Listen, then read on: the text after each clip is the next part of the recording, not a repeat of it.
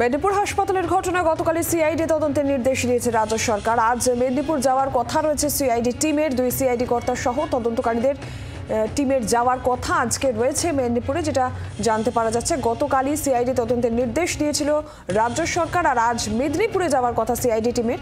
আরো বিস্তারিত জানাবেন পিয়ালি মিত্র, টেলিফোন লাইনে রয়েছেন প্রতিনিধি। পিয়ালি, কি খবর পাচ্ছ? একেবারে দেখো, গতকালকেই কিন্তু মুখ্য সচিবের তরফ থেকে ঘোষণা করা হয়েছিল যে গোটা বিষয়টা নিয়ে রাজ্য সরকারের তরফ থেকে সিদ্ধান্ত নেওয়া হয়েছে যে সিআইডি এই মামলা তদন্ত করবে। ইতিমধ্যেই আমরা যেটা জানতে পারছি, ভবানী ভবন থেকে একজন ডিএসপি এবং একজন সাব ইন্সপেক্টরের নেতৃত্বে সিআইডির একটি টিম তারা বেরিয়ে পড়েছে এবং মেদিনীপুরেও সিআইডির যে ডিডি টিম রয়েছে তারাও সহযোগিতা করবে এবং তারা আজকে হাসপাতালে যাবে। এবং তুমি জানো যে একজন প্রসূতির মৃত্যু হয়েছে এবং 3জন আরো 4জন তারা অসুস্থ হয়ে পড়ে। সেই গোটা বিষয়টা নিয়ে তারা তদন্ত করবে। গতকালকেই স্বাস্থ্য দপ্তরের তরফ থেকে যে তদন্ত কমিটি গড়া হয়েছিল তাদের সেই রিপোর্টও জমা পড়েছে এবং রাজ্য সরকার যেটা জানিয়েছে যে সেলাইনের বিষয়টা সামনে আসছিল সেইটার পরিবর্তে যেটা সামনে আসছে সে যেভাবে অপারেশন করা হয় এবং সেক্ষেত্রে যে সিনিয়র ডক্টরদের করার কথা ছিল তার পরিবর্তে পিজিটি ডক্টররা তারা ছিলেন।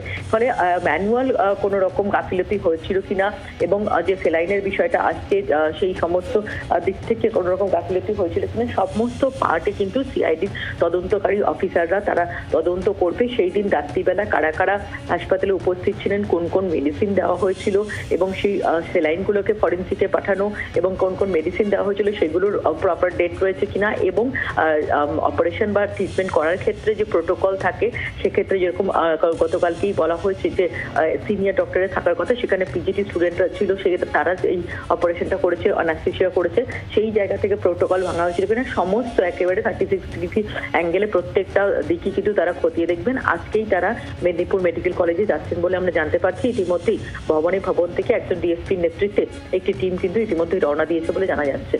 ধন্যবাদ পিয়ালি। আর গতকাল এই সিআইডি তদন্ত প্রসঙ্গে মুখ্য সচিব কি বলেছিলেন শুনব।